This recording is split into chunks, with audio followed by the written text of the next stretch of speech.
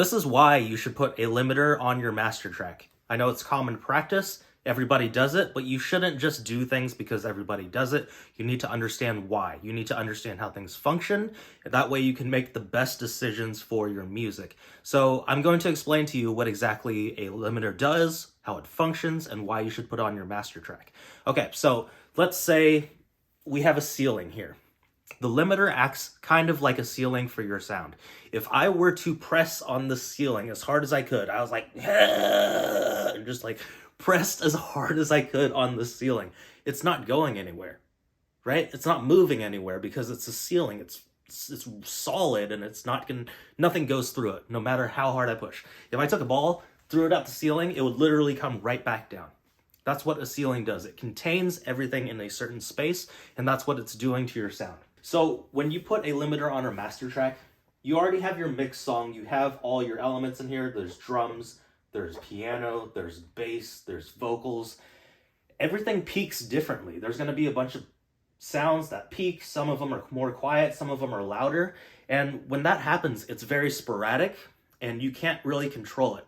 And so you have to put a limiter on there. Okay, so when your song is mixed, we like to keep it low so that there's headroom, right? But when we turn everything up, when you surpass 0 dB, you're going to start introducing distortion and unwanted noise. So when you take this mix and you just turn it up, you may turn it up so that the song is loud enough, but these peaks are going to go over 0 dB, and that's going to create unwanted distortion in your master track, in your final product. So the ceiling of 0 dB is right here, and you want these parts to be loud. What's it going to do? It's going to go over. These peaks are going to go over.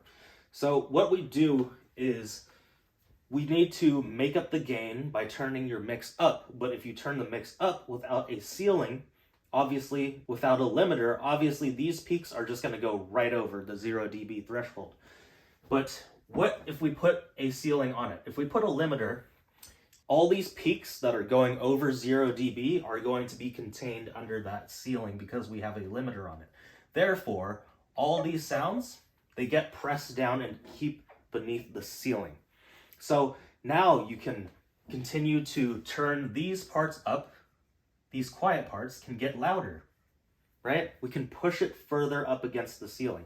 Like I said, no matter how much of my body I press up against the ceiling, it's not going to go through. It's just going to hit this peak and it's going to stop.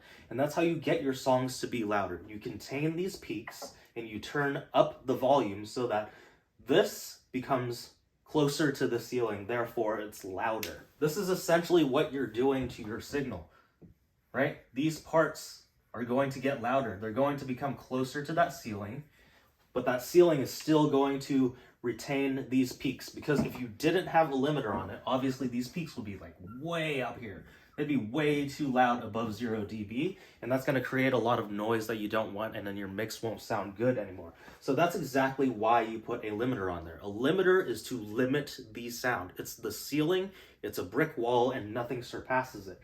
So it allows you to turn the gain up on your mix while containing all these underneath your ceiling. And this is a very important concept to understand when you are mixing, when you are mastering, because if you just throw a limiter on there but you don't know what you're doing, we might end up using it in the wrong ways. So exactly what a limiter does is it creates a ceiling so that nothing goes above that, so that you can turn things up louder and you don't have to worry about these peaks.